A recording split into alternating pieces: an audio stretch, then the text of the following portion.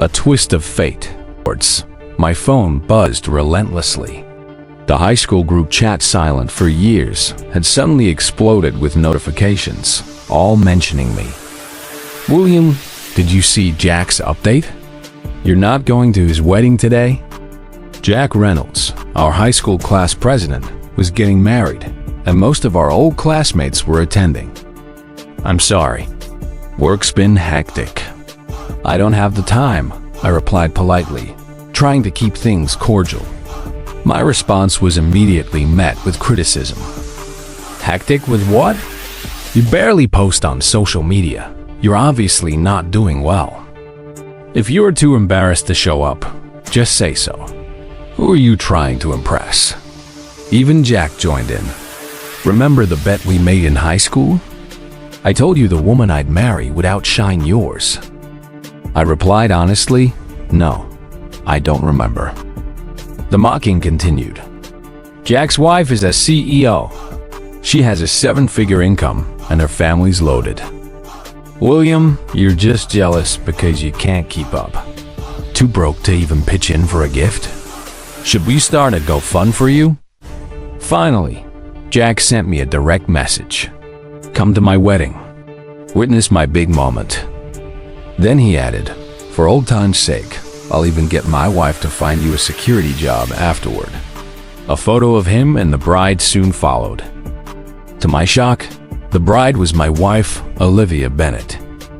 I stared at the screen for a moment before typing, "All right, I'll come and witness your happy day." Just then, I received a message from Olivia herself. "Hubby, I'm heading back to see my parents. I've left dinner in the fridge for you. Eat it up whenever you're ready. Love you, baby." For 3 years, Olivia had been the perfect partner, always leaving my meals prepared and taking care of the household. I used to feel lucky. Today, I felt insulted.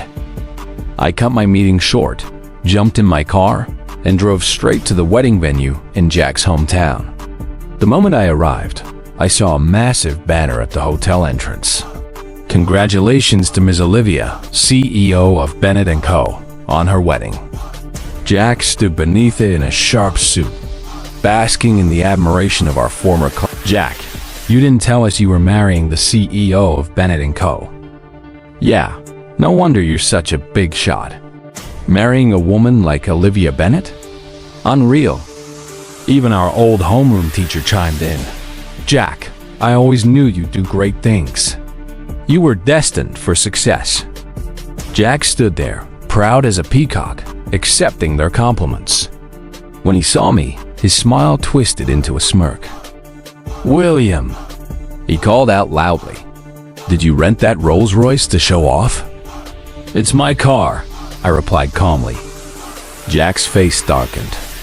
Without warning, he punched me. "That's my wife's car, isn't it? Are you the guy she's been sneaking around with?" He turned to the crowd. "Look at this leech, showing up in my wife's car to my wedding." Gasps rippled through the crowd as Jack pulled out his phone and showed photos of him and Olivia, taken inside the Rolls-Royce.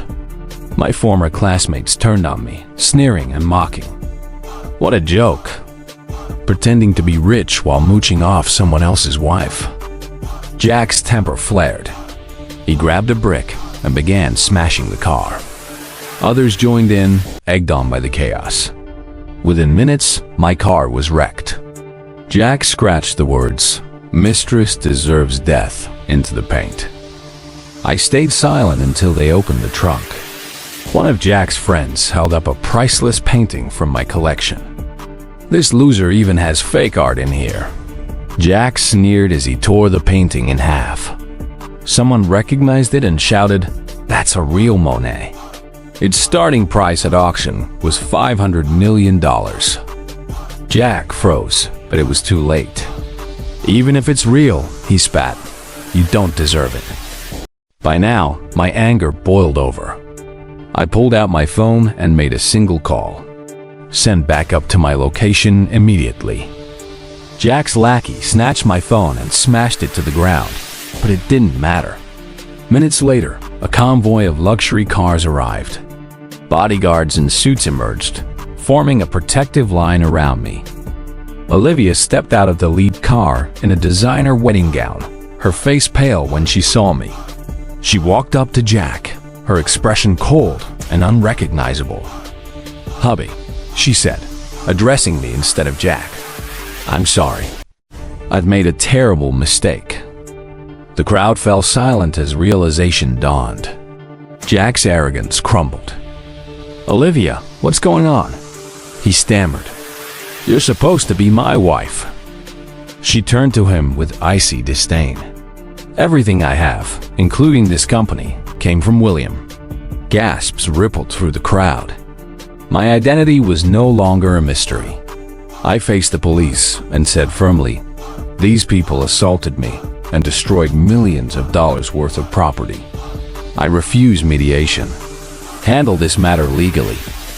Jack, his ego shattered, pleaded with Olivia to save him. She turned to me, her voice trembling. "William, can't you let this go? For old time's sake?" I shook my head. "Old times? Olivia, I gave you everything. I trusted you, but you used me. You married me for my money and plotted behind my back. I'll make sure justice is served, Olivia. You'll regret cheating on me with Jack. I'll take everything from you." Her face paled, her confident mask slipping. As I handed her the divorce papers and informed her of her immediate removal as CEO, she begged, "Please, William, don't do this. I'll fix everything. Just give me another chance." I looked at her coldly, the pain in my chest replaced by resolve. "You fixed enough, Olivia. Now, you'll pay the price." The crowd, now aware of my wealth and influence, began to distance themselves from Jack and Olivia. Jack's old allies turned on him, leaving him to face the consequences alone. As for me, I walked away, ready to close this painful chapter of my life. I'll make sure that justice is served, and Olivia regrets cheating on me with Jack. I'll take everything from her. After this, I'll finally be free.